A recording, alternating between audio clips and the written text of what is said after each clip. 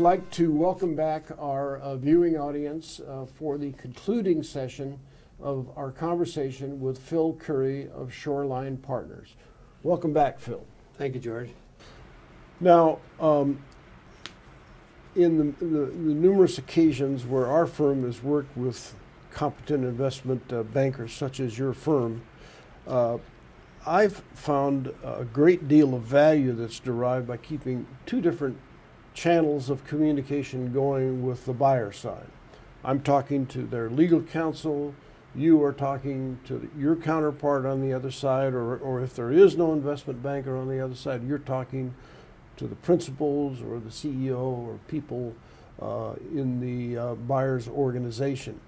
I've found that by getting the feedback from both of those sides and putting it together, you get a lot of value out of that, because you might be getting different stories out of different players on the other side.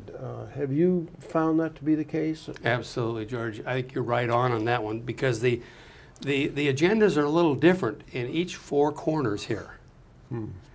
And by having two channels, we're looking at buyer to seller, the person that writes the check and the person that receives the check. And sometimes we come up with the best solutions in using that mechanism. Right. You mentioned earlier in one of your comments something that I'd like to expand on a little bit, and that is that the primary commitment and role that the CEO and his staff can play is to make the numbers. So often I have found that the principal executives, key management in a company, can become so involved in the process of the acquisition that they take their eye off of the ball. And as a consequence, it's quite possible for the numbers, that is, their performance to slip. How do you try to deal with that, other than keeping them on message? Well, I'm the proof of that myself. I sold my first two businesses myself. And I can remember lying awake at night, staring at the ceiling, trying to wonder if I was doing this process right. I had no bearings as to how to do this. And my businesses suffered. I took my eye off the ball.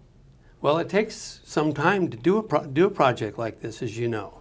And there can be several quarters involved in financial reporting. And at the outset, in the beginning, we're gonna put down some forecast numbers. And when we get down to closing time and those numbers are not met, it's very expensive. So our role here is to keep the client's eye on the business. And as an investment banker, the client makes the decisions, as you well know, but we provide the advice and try to make it as easy as possible so that they can continue the operations of their business and to make their numbers. It's we know that every distraction that they want to know, but we try to make it as smooth and provide them with the reports, confidential reports of our progress, so it does not disrupt their operation. Early on, when we need to know everything there is about the business, it does take some time. You know, we need to uncover every due diligence issue up front. There is no, it's terrible if something occurs during due diligence that was a surprise, and we can't let that happen. Let's talk about confidentiality for a moment here, Phil. In the process of preparing for this series of discussions with various professionals who are in this field, I've gotten a very divergent point of view as to whether it's important to maintain confidentiality, that the process is in fact going on, as far as what the seller's employees know, as far as what its customers know, as far as what its competitors know. Others have felt that openness is the better way to proceed because of the values that might be realized from being open about this. What's your point of view? Or does it vary from case to case?